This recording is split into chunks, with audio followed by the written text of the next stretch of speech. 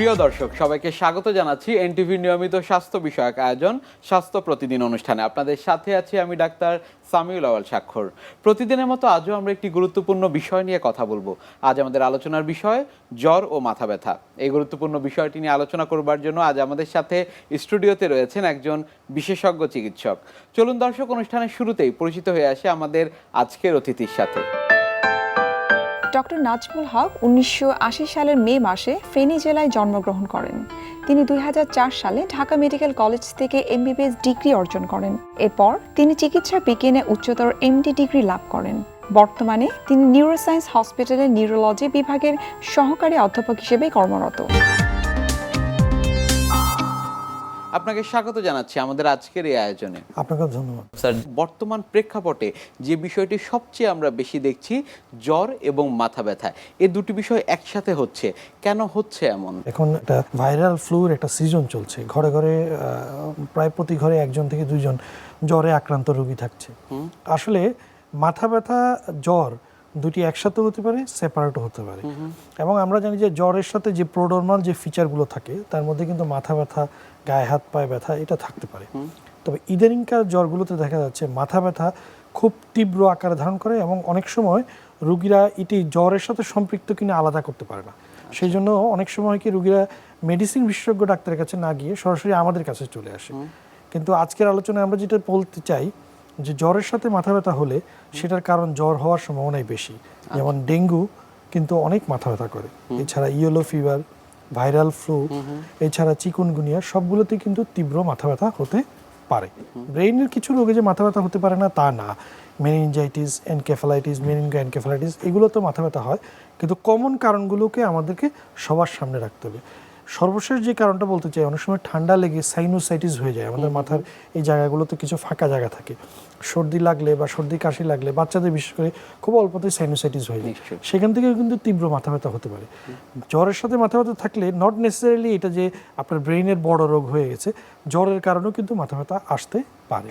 জ্বর এবং মাথা ব্যথার ধরন কেমন হচ্ছে? আমরা জানি যে এই রোগগুলো ডেঙ্গি এবং চিকুনগুনিয়া এবং আরও ভাইরাল যে ফ্লুগুলো, এগুলো সিজন টু সিজন তাদের নেচার চেঞ্জ করছে। ইদানিংকালের ভাইরাল ডিজিজগুলো বা মস্কিটো বর্ন ডিজিজগুলোতে দেখা যাচ্ছে তীব্র মাথা ব্যথা থাকে এবং এত মাথা ব্যথা থাকে যে রুগী অনেক সময় মনে করে তার মাথারই কোনো একটা রোগ হয়েছে। এবং রুগীরা অনেক সময় ব্লাড টেস্টের চেয়ে মাথার পরীক্ষা করতে বেশি আগ্রহী থাকে, বলে যে আমাকে একটা সিটি স্ক্যান দেন বা এমআরআই দেন। এত তীব্র মাথা ব্যথা আমার জীবনে কখনো হয়নি।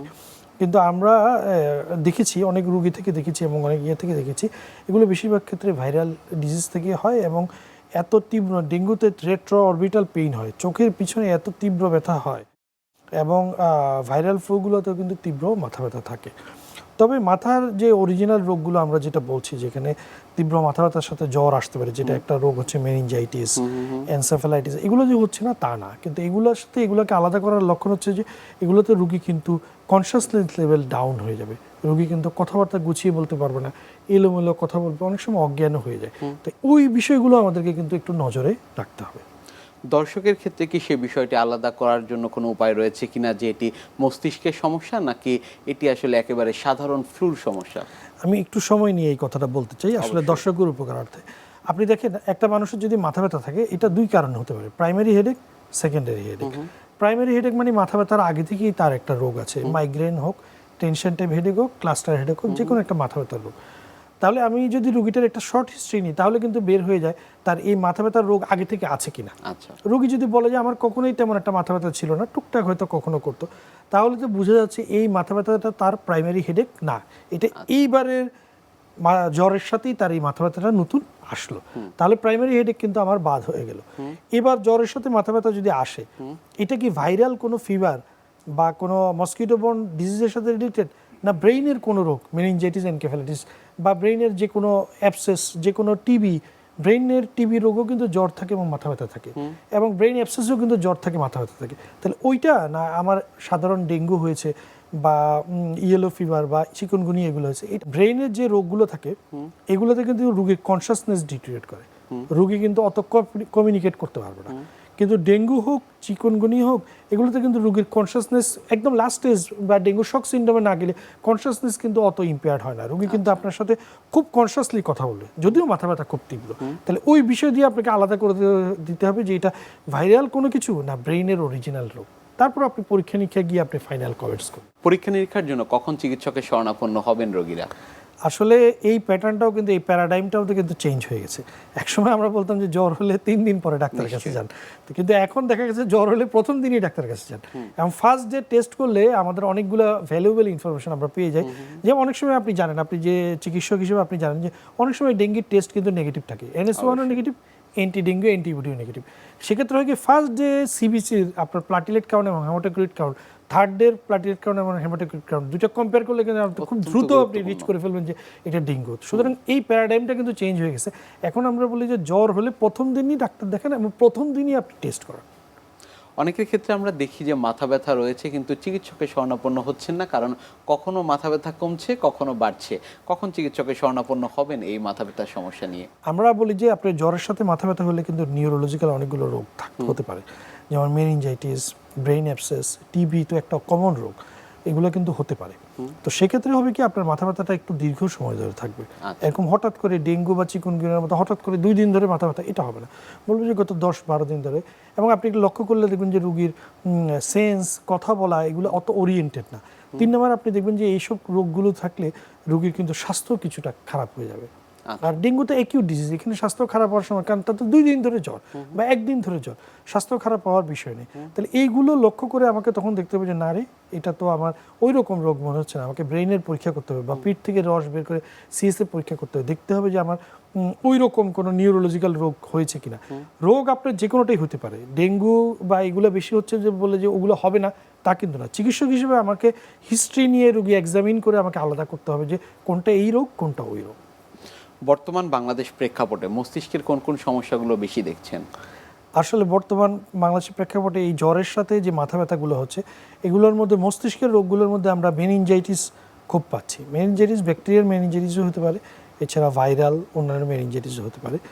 ব্রেইন অ্যাবসেসে কিছু রোগী আমরা পাচ্ছি, ব্রেইনে পুজ জমে যাওয়া।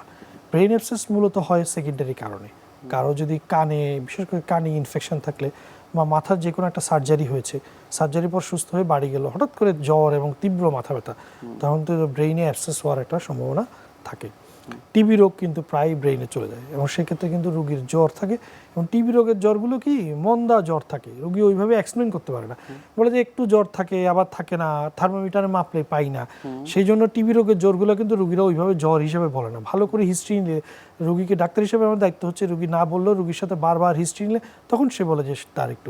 এবং টিবি রোগের একটা কার্ডিনাল ফিচার কি, রোগী বলবে আমার ওজন কমে যাচ্ছে, ওজন কমে যাচ্ছে, খেতে পারি না, এগুলো এবং প্রায়শই থাকে যে এগুলোর সাথে তার লাংসে ইনফেকশন, কাশি এগুলো থাকে। মেনিনজাইটিস, অ্যাবসেস, টিবি এগুলোই জ্বরের সাথে মাথা ব্যথার নিউরোলজিক্যাল কজগুলোর মধ্যে অন্যতম। কাউন্সিলিং এর যে বিষয়টি সেটি কিভাবে করে থাকেন আপনারা? কিন্তু আমাদের চেম্বারে কিন্তু 2-1 এরকম রোগী পাই, ডেঙ্গু রোগী তীব্র মাথা ব্যথা নিয়ে চলে আসছে, বলতেছে মেডিসিনের ডাক্তার দিয়েছি, ওষুধ দিয়েছি, এইটা ওটা, কোনো মাথা ব্যথা কমার কোনো নাম নেই। এখন তাকে বুঝতে হবে যে আবার অনেক সময় ডাক্তাররা ওভার ইনথুসিয়াস্টিক হয়ে কিন্তু NSAID দিয়ে দিতে পারে। টলফেনাভির অ্যাসিড যেটা মাথা ব্যথায় খুব জনপ্রিয়, বা নেপ্রোক্সেন, এগুলো কিন্তু সবই NSAID এবং এই একটা NSAID খেয়ে কিন্তু ডেঙ্গু রোগী যে কোনো সময় খারাপ পর্যায়ে শক সিনড্রোমে চলে যেতে পারে। তখন রোগীকে কাউন্সিলিংটা কিন্তু আমার হাতে মেইন অস্ত্র, আর কিন্তু কোনো অস্ত্র আমার কাছে নাই। আমাকে রোগীকে বুঝিয়ে বলতে হবে দেখেন জ্বরের এই কয়টা মুহূর্ত আপনার যে তীব্র মাথা ব্যথা এটা আপনার চলে যাবে, এই সময়টুকু থাকবে না। এখন আপনি দরকার হলে প্যারাসিটামল 500 জায়গায় 1 গ্রাম খান, দরকার হলে সাপোজিটরি দেন। খুব তীব্র মাথা ব্যথা হলে আপনি IV প্যারাসিটামলও দিতে পারেন, কিন্তু ব্যথার ওষুধ আপনি সেবন করেন না, কারণ ব্যথার ওষুধ সেবন করলে হয়তো মাথা ব্যথা কিছুটা কমতে পারে, কিন্তু যদি এটি ডেঙ্গু হয়ে থাকে আপনার মারাত্মক ক্ষতি হয়ে যেতে পারে। এবং ডেঙ্গুর যে ক্রিটিক্যাল ফেজ, যেটাতে গেলে মানুষ আইসিইউতে ভর্তি হয় এবং মারা যায়, এই ফেজে যাওয়ার কিন্তু মূল কারণ কিন্তু এই NSAID হিসেবে। ওষুধ সিলেকশনের ক্ষেত্রে রোগীরা তাহলে কি করবেন যাদের ডেঙ্গু হয়েছে কিংবা ডেঙ্গু হয়েছে এমন লক্ষণ রয়েছে? আসলে ওষুধ সিলেকশনের ক্ষেত্রে খুব সতর্ক। এই জন্য আমি কিন্তু আজকের অনুষ্ঠানে প্রথমে একটা কথা বলেছি যে আমরা একবার আগে কিন্তু আমরা নিজেরাই বিভিন্ন টিভির অনুষ্ঠানে বলেছি জ্বর হয়েছে বাসায় থাকেন, গায়ে হাত পায়ে পানি দেন, বেশি করে পানি খান, স্পঞ্জিং করেন, 2-3 দিন গেলে তারপর ডাক্তার দেখান। কিন্তু এখন কিন্তু সিচুয়েশন চেঞ্জ হয়ে গেছে, আমরা বলি যে প্রথম দিনই ডাক্তার দেখান, প্রথম দিনই টেস্ট করেন এবং ডাক্তারের পরামর্শ ব্যতীত আপনি কোনো ওষুধ খাবেন না। যেমন ডেঙ্গুতে আপনি অপ্রয়োজনীয় ওষুধ, সেটা আপনার এনএসআইডি হতে পারে, সেটা ইভেন কি আমরা দেখেছি কিছু আইভি অ্যান্টিবায়োটিক, ইভেন কি আমরা দেখেছি অনেকে না বুঝে স্টেরয়েডের কারণেও কিন্তু ডেঙ্গু রোগী খারাপ হয়ে গেছে। তাহলে ওষুধ সিলেকশন খুব গুরুত্বপূর্ণ। এবং দেখবেন যে ভালো ডাক্তাররা জ্বর হলে যদি ডিফারেন্সিয়েট করতে না পারে, অ্যাকুরেট ডায়াগনোসিস করতে না পারে, প্যারাসিটামল ছাড়া অন্য ওষুধ দিতেই পারে না। শুধু প্রয়োজন হলে হয়তো যদি রোগীর এমিসিস বা বমি টেন্ডেন্সি বেশি থাকে, তাহলে আপনি অ্যান্টিএমিটিক ড্রাগ হয়তো যোগ করতে পারেন। জ্বর ও মাথা ব্যথা অনেকের ক্ষেত্রেই দেখছি এই সমস্যা শুরুর প্রথম থেকেই অ্যান্টিবায়োটিক খাওয়া শুরু করে দিচ্ছেন, সেটি কি আসলে যুক্তিসঙ্গত কিনা? একেবারেই যুক্তিসঙ্গত না। আসলে জ্বরের প্রথম দিনে অ্যান্টিবায়োটিক খাওয়া, এটা কমপ্লিকেসি কিন্তু অনেকগুলো। দেখেন আপনি, এক নম্বর কমপ্লিকেসি হচ্ছে যে আপনার আসলে বেশিরভাগ রোগই তো বর্তমানে ভাইরাল। অ্যান্টিবায়োটিক মানে anti means against, bias means bacteria. Antibiotic কাজ করে ব্যাকটেরিয়া অ্যাগেনিস্টে। সুতরাং আপনি যদি শিওর না হন যে এটি যে ব্যাকটেরিয়াল ডিজিজ, আপনি অ্যান্টিবায়োটিক কোনো ফল আপনাকে দিবে না। এটা গেলে এক নম্বর কমপ্লিকেসি। সেকেন্ড কমপ্লিকেসি হচ্ছে প্রায়শই হচ্ছে কি আপনি অ্যান্টিবায়োটিক শুরু করলেন, 2-3 দিন খেলে ডাক্তারের কাছে গেলেও ডাক্তার বললো যে এটা অ্যান্টিবায়োটিক লাগবে না। তখন হচ্ছে কি আরেকটা কমপ্লেক্সিটি ডেভেলপ করতেছে, ওই অ্যান্টিবায়োটিকের কিন্তু আপনি রেজিস্ট্যান্স ডেভেলপ করতেছে। দেন ওই অ্যান্টিবায়োটিকটা যখন আপনার শরীরে প্রয়োজন, তখন কিন্তু এই অ্যান্টিবায়োটিকটা ডাক্তাররা দিলেও কিন্তু তেমন একটা এফেক্টিভ হচ্ছে না। নিশ্চয়ই। এছাড়া অ্যান্টিবায়োটিক কিন্তু আপনার রোগের কোর্সকে আরও কমপ্লিকেটেড করে দিতে পারে। সুতরাং জ্বর হলে অ্যান্টিবায়োটিক এটা কোনো কাজের কথা না। জ্বর হলে আপনি জ্বরের কারণ নির্ণয় করার চেষ্টা করুন এবং সেই কারণ অনুযায়ী চিকিৎসা করুন। এবং যেমন একটা রোগ, সবচেয়ে কমন রোগ ডেঙ্গুর রোগের তো মেইন স্টে হচ্ছে কি প্যারাসিটামল এবং ফ্লুইড ম্যানেজমেন্ট। ফ্লুইড আপনি অ্যাকুরেটলি ম্যানেজ করলেন কিনা, সেটাই হচ্ছে কি আপনার ফিজিশিয়ান হিসেবে মূল চ্যালেঞ্জ। অ্যাকুরেট ফ্লুইড ওরাল ফর্মে হোক, আইভি ফর্মে হোক, সেটা হচ্ছে মূল চ্যালেঞ্জ। এখানে আপনি অ্যান্টিবায়োটিক কী দিলেন, স্টেরয়েড কী দিলেন, সেটা কিন্তু কোনো ম্যাটার না। ডেঙ্গুর ক্ষেত্রে মাথা ব্যথা কতদিন স্থায়ী হতে পারে? আমরা ইদানিং অনেক অদ্ভুত রোগী পাচ্ছি। আমাদের একটা ধারণা ছিল ডেঙ্গুর মাথা ব্যথাটা প্রথম দিকে থাকে এবং প্রোডরমাল ফেজে খুব বেশি থাকে, ফার্স্ট 2-3 দিনে থাকে, রেট্রো অরবিটাল পেইন থাকে। ইদানিং অনেক রোগী পাচ্ছি ডেঙ্গু থেকে সুস্থ হয়ে গেছে। মাথা ব্যথা, এক ধরনের মাথা ব্যথা তার একদম 10-15 দিন, 1 মাস পর্যন্ত আছে, ডাল একিং মাথা ব্যথা। এটা নিয়ে তারপর আমি অনেকগুলো স্টাডি পড়লাম, দেখলাম অনেকগুলো পাবলিকেশন আছে। ডেঙ্গু কিন্তু ভাস্কুলার যে আর্কিটেকচার এবং ভাস্কুলার যে স্ট্রাকচার, এগুলোতে কিছুটা অল্টারেশন করে এবং এনজিওজেনেসিসও অল্টারেশন করে। সেই কারণে ডেঙ্গুর শেষে এক ধরনের ডাল একিং হেডেক, এটা 2 উইকস থেকে 6 উইকস পর্যন্ত থাকতে পারে। এবং এই ক্ষেত্রে কিন্তু এমিটিপটালিন, প্রোপানল এই জাতীয় কিছু ওষুধ লং টাইমের জন্য 1.5 মাস 2 মাস দেওয়ার কিছু রিকমেন্ডেশনও আছে। তাহলে ডেঙ্গুর অ্যাকিউট স্টেজে যদি তীব্র মাথা ব্যথা থাকে, যেটা প্যারাসিটামল দিয়ে আমরা কন্ট্রোল করবো, অনেক সময় ডেঙ্গু থেকে সুস্থ হয়ে যাওয়ার পরেও কিন্তু 1 মাস 1.5 মাস ধরে এক ধরনের ডাল একিং পেইন থাকে, যেটা আপনি নিউরোলজিস্টের কনসাল্ট নিলে 2-1টা ওষুধ সেবনের মাধ্যমে আপনি একদম সুস্থ হয়ে যেতে পারেন। মাথা ব্যথার এই সমস্যাটি আপনারা ফলো আপ কিভাবে করে থাকেন? আসলে মাথা ব্যথা যদি হয়ে থাকে, জ্বরের সাথেই মাথা ব্যথা হলো, কিন্তু আমাদেরকে দেখতে হবে যে মাথা ব্যথার কোনো ব্যাড সাইন আছে কিনা। ব্যাড সাইনের মধ্যে ফার্স্ট হচ্ছে বমি, সেকেন্ড হচ্ছে তার লেভেল অফ কনসাসনেস, সে অজ্ঞান হয়ে যাচ্ছে কিনা, 3 নম্বর হচ্ছে ফোকাল নিউরোলজিক্যাল সাইন, তার কোনো হাত পা অবশ হয়ে যাচ্ছে কিনা। এগুলো থাকলে আমি খুব দ্রুত চিন্তা করবো যে তার ব্রেইনের কোনো রোগ হয়েছে, তখন আমি কিন্তু ব্রেইনের পরীক্ষায় চলে যাব। আর এগুলো না থাকলে আমি বুঝবো যে এই মাথা ব্যথাটা ভাইরাল কোনো জ্বরের সাথে হয়েছে, তখন কিন্তু আমরা জ্বরের দিকে পরীক্ষা নিরীক্ষায় চলে যাব। তাহলে 2টা প্যারাডাইম কিন্তু আমার, একটা হচ্ছে জ্বরের রিলেটেড পরীক্ষা নিরীক্ষা, ডেঙ্গুর পরীক্ষা, চিকুনগুনিয়ার পরীক্ষা, আদার পরীক্ষা, টাইফয়েডের পরীক্ষা, আরেকটা হচ্ছে আমার নিউরোলজিক্যাল পরীক্ষা। আমার ক্লিনিক্যাল এক্সপার্টিস গাইড করবে যে আমি কোন দিকে যাব। জ্বর ও মাথা ব্যথার এই সমস্যাগুলো নিয়ে আপনার কাছ থেকে আমরা আরও শুনবো, তবে তার আগে আমাদের এই অনুষ্ঠানে একটি নিয়মিত সেগমেন্ট হচ্ছে বিভিন্ন খাদ্যের পুষ্টি গুণাগুণ সম্পর্কে আমাদের দর্শকদের জানিয়ে দেয়া। প্রিয় দর্শক, দেখছেন স্বাস্থ্য প্রতিদিন। কথা হচ্ছিল খুব গুরুত্বপূর্ণ একটি বিষয়, জ্বর ও মাথা ব্যথা নিয়ে। অনুষ্ঠানে এ পর্যায়ে দেখে নেব বিভিন্ন খাদ্যের পুষ্টি গুণাগুণ সম্পর্কে আমাদের পুষ্টিবিদের কাছ থেকে। ঘরের কাজ করি বা বাইরের কাজ, দুটো কাজ করতে কিন্তু ব্রেনের কার্যকারিতা ঠিক রাখা খুবই জরুরি। কারণ ব্রেন যদি ঠিক না থাকে এবং আমাদের স্মৃতিশক্তি যদি ঠিক না থাকে, তাহলে কিন্তু আমাদের প্রাত্যহিক যে কাজগুলো থাকে সেগুলো কিন্তু অনেকটাই ব্যাঘাত ঘটে। দেখা গেল একটা কাজ আমার করার কথা ছিল, সেটা আমি অনেকটা ভুলে গেলাম বা পরের দিন আবার মনে পড়লো, তখন দেখা যায় যে আমাদের আসলে নিজের প্রতি কনফিডেন্সটা অনেক কমে যায়। এবং এই প্রতিযোগিতার দিনে আমাদের ব্রেনের কার্যক্ষমতা ঠিক রাখাটা কিন্তু একটা চ্যালেঞ্জিং বিষয়। চলুন জেনে নেওয়া যায় কি কি খাবারে আমরা এই আমাদের ব্রেনটাকে সতেজ এবং কর্মক্ষম রাখতে পারি। প্রথমে আমি বলবো হচ্ছে গিয়ে ডিমের কথা। ডিম একটি সুপার ফুড। ভিটামিন সি ছাড়া আল্লাহ প্রদত্ত পৃথিবীতে যত ভিটামিনস আছে সেগুলো কিন্তু এই খাবারে পাওয়া যায়। এবং কোলিন নামে একটি খাদ্য উপাদান আছে যেটা হচ্ছে আমাদের ব্রেনের কার্যক্ষমতা, বিশেষ করে নিউরনের সুস্থতা করতে সাহায্য করে। তো বুঝতেই পারছেন এই কোলিন উপাদানটা যেহেতু ডিমে পাওয়া যাচ্ছে, এই ডিম যদি আপনি খাদ্য তালিকায় প্রতিদিন রাখেন তাহলে কিন্তু খুব সহজেই আপনার ব্রেনটাকে আপনি কার্যক্ষমতায় বৃদ্ধি করতে পারবেন। দ্বিতীয় নাম্বার হচ্ছে গিয়ে মাছ। মাছ কিন্তু আসলে আমরা সারাদিন হয়তো দিনে 1 থেকে 2 টুকরা খাই, কিন্তু কী ধরনের মাছ খাচ্ছি এটা কিন্তু খুব ইম্পর্টেন্ট। বিশেষ করে ওমেগা 3 ফ্যাটি অ্যাসিড সমৃদ্ধ যে মাছগুলো আছে, আমরা সামুদ্রিক মাছ বলে থাকি, এগুলোতে প্রচুর পরিমাণে কিন্তু ওমেগা 3 ফ্যাটি অ্যাসিড থাকে, যেগুলো হচ্ছে আমাদের ব্রেনের সুস্থতা এবং ব্রেনের যে আমাদের ব্রেন পুরোটাই কিন্তু হচ্ছে ফ্যাট দিয়ে তৈরি, এই ফ্যাটটাকে সুস্থ রাখতে এবং কর্মক্ষম রাখতে সাহায্য করে।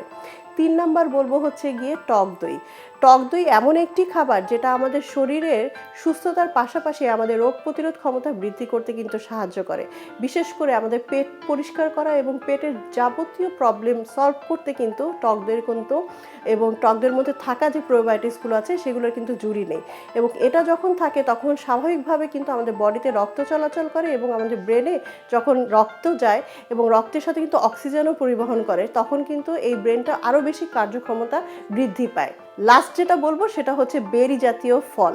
কারণ আমাদের দেশে কিন্তু জাম খুব কম সময় আমরা পেয়ে থাকি, এটা কিন্তু আমরা আমাদের ফ্রিজ আপ করতে পারি। এছাড়াও কিন্তু ক্যানে বেরি জাতীয় ফলগুলো পাওয়া যায় এখন খুব সস্তায়। এগুলো আমরা কিন্তু আমি এবং আমাদের পরিবারের যে যারা সদস্য আছে সবাইকে কিন্তু খেতে সাহায্য করব। কারণ এই রঙের ফলে অনেক বেশি অ্যান্টিঅক্সিডেন্ট থাকে, যেটা আমাদের রোগ প্রতিরোধ ক্ষমতা বৃদ্ধি করে এবং ব্রেনের যে সুস্থতা ডিটক্সিফাইড করা বডিটাকে যেটা বলে সেটা করে। এইটা করার ফলে যেটা হয়, ব্রেন অনেক সতেজ থাকে এবং ব্রেনের যে প্রয়োজনীয় পুষ্টিগুলো থাকে সেটা পৌঁছাতে সাহায্য করে। তাহলে দর্শক, আপনারা জানেন যে এই 4টি খাবারে আমরা যদি আমাদের প্রাত্যহিক জীবনে একটু অভ্যস্ত করে ফেলি এবং আমাদের মেনুতে সুন্দর করে সাজিয়ে নেই, তাহলেই কিন্তু আমাদের ব্রেনের কার্যক্ষমতা বৃদ্ধি করতে আমরা সক্ষম হব। জ্বর এবং মাথা ব্যথা অনেকে ধরেই নেয় যে সেটি আসলে একেবারে ভাইরাল কিংবা সাধারণ ফ্লুয়ের কারণে হচ্ছে। সেক্ষেত্রে তাদের জন্য কি কি করণীয় বাসায়? ভাইরাল ফ্লু এখন খুব বেশি হচ্ছে, ডেঙ্গুও হচ্ছে, চিকুনগুনিয়া হচ্ছে। সবার ক্ষেত্রে একই পরামর্শ, বাসায় পর্যাপ্ত পরিমাণ পানি গ্রহণ করুন এবং হচ্ছে ফ্লুইড আপনাকে যে কোনো ভাইরাল ডিজিজ কমব্যাট করার জন্য যেই পরিমাণ শক্তি দিবে এবং যেই পরিমাণ রেজিস্ট্যান্স দিবে অন্য কেউ সেটা দিতে পারবে না। 2 নম্বর হচ্ছে ভালো ঘুম। অনেকে জ্বরে পড়ে বা নানা রকম গেস্টরা দেখতে আসে, অস্থিরতার কারণে কম ঘুমায়। কম ঘুমালে কিন্তু আপনার শরীরের ইমিউনিটি কমে যাবে। 3 নম্বর হচ্ছে ভালো খাদ্যাভ্যাস। জ্বর হলেই খাওয়ার রুচি থাকে না, তারপরে বারবার অল্প অল্প করে বারবার খাদ্য সেবন করতে হবে যাতে আপনার ইমিউনিটি বুস্ট হয়, আপনি জ্বর এবং এই মাথা ব্যথাকে প্রতিরোধ করতে পারেন। লাস্ট অফ অল হচ্ছে কি, প্যারাসিটামল ছাড়া অন্যান্য ওষুধকে না বলেন। যত তীব্র মাথা ব্যথাই হোক, ডাক্তারের পরামর্শ ছাড়া প্যারাসিটামলের বাইরে অন্যান্য ওষুধ সেবন করবেন না। অনেক ধন্যবাদ আপনাকে আমাদের আজকের এই অনুষ্ঠানে আসার জন্য। আপনাকেও ধন্যবাদ, এনটিভিকেও ধন্যবাদ। প্রিয় দর্শক, এতক্ষণ দেখছিলেন স্বাস্থ্য প্রতিদিন। কথা হচ্ছিল খুব গুরুত্বপূর্ণ একটি বিষয়, জ্বর ও মাথা ব্যথা নিয়ে। আশা করি আমাদের এই গুরুত্বপূর্ণ তথ্যগুলো আপনাদের অনেক বেশি উপকারে আসবে। অনুষ্ঠানের পর্যায়ে দেখে নেব কি থাকছে আগামী পর্বে স্বাস্থ্য প্রতিদিন অনুষ্ঠানে। থাইরয়েড যেমন একটি এন্ডোক্রাইন গ্রন্থি, যেখান থেকে হরমোন তৈরি হয়। প্যারাথাইরয়েড সেরকম এন্ডোক্রাইন গ্রন্থি।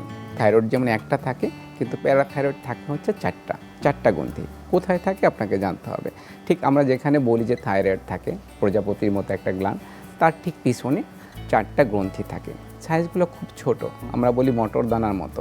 এক একটা সাইড 2 থেকে 3 মিলিমিটার হয়। ওজনটাও খুব কম, দেখা গেছে 30 থেকে 60 মিলিগ্রাম গ্রাম একটার ওজন হয়। তাহলে ছোট্ট একটা গ্রন্থি, সেখান থেকে আমাদের শরীরের যে বিভিন্ন ফাংশন করে, সেই ফাংশন করার জন্য একটা গুরুত্বপূর্ণ হরমোন এখান থেকে আসে।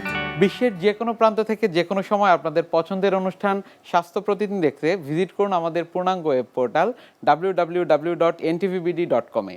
এছাড়া এনটিভি সব জনপ্রিয় অনুষ্ঠান ও খবরের আপডেট পেতে ভিজিট করুন আমাদের ইউটিউব চ্যানেল ও ভেরিফাইড ফেসবুক পেজে। আজ এখানেই শেষ করছি, আগামীতে আবারও দেখা হবে। সে পর্যন্ত আপনারা সবাই ভালো থাকুন, সুস্থ থাকুন, এনটিভির সাথেই থাকুন। আল্লাহ হাফেজ।